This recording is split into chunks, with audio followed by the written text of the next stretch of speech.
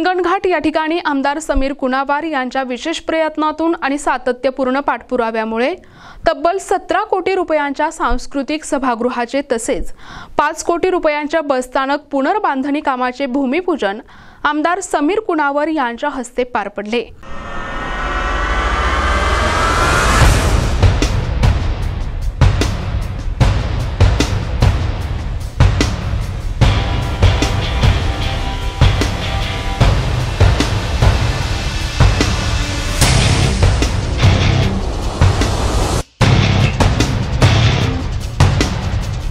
यावेळी नवीन बसचे लोकार्पण देखील आमदार समीर कुणावार यांच्या हस्ते पार पडले। या कार्यक्रमाला माजी खासदार रामदास तडस, हिंगणघाट कृषी उत्पन्न बाजार समितीचे सभापती सुधीर कोठारी, माजी नगराध्यक्ष प्रेम बसंताणी, नगरपालिका मुख्याधिकारी, परिवहन मंडळाचे अधिकारी गगणे यांच्यासह अनेक मान्यवर उपस्थित होते। या प्रकल्पांमुळे हिंगणघाट शहराच्या विकासाला नवी गती मिळणार असल्याचे मत यावेळी व्यक्त करण्यात आले।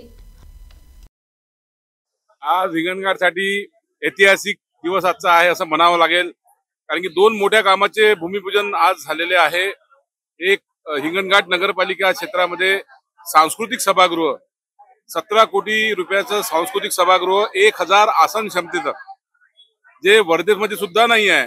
जिल्ह्यामध्ये वर्धेमध्ये आम्ही पहिला नंबर आमचा लागला आहे। त्याचं उद्घाटन आज केलं, निधी आला, आज त्याचा शुभारंभ झाला आणि गेल्या अनेक वर्षापासून हिंगणघाट बसस्थानकाला निधी मिळावा आणि आमच्याकडे फक्त 5च प्लॅटफॉर्म आहे, त्याचे 10 व्हावे, 15 व्हावे प्लॅटफॉर्म व्हावे असा माझा प्रयत्न होता।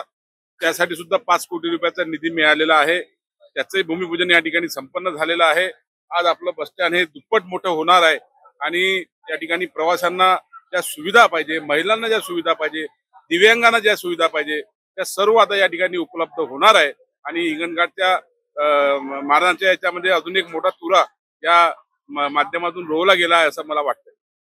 मागे पहिले 10 मिळाल्या, नंतर पुन्हा 5 मिळाल्या, आता आज 1 मिळाली आणि पुन्हा 10 बसेस नवीन मागितलेल्या आहे। त्याचाही पाठपुरावा माझा सुरू आहे आणि आता 10 प्लॅटफॉर्म आम्हाला मिळालेला आहे। मी पुन्हा 5 प्लॅटफॉर्म साठी प्रयत्न करतोय, 10 बसेसचा पुन्हा प्रयत्न करतोय की जेणेकरून सर्व सोयी सुविधा ग्रामस्थ लोकांना मिळाल्या पाहिजे, कारण की ग्रामीण भागामध्ये ज्या फेऱ्या असेल, जे प्रवासी असतात त्यांना सर्व सुविधा मिळाल्या पाहिजे, हा आमचा त्यामागचा उद्देश आहे। प्रतिनिधी अब्रार शेख, NTV न्यूज मराठी, वर्धा।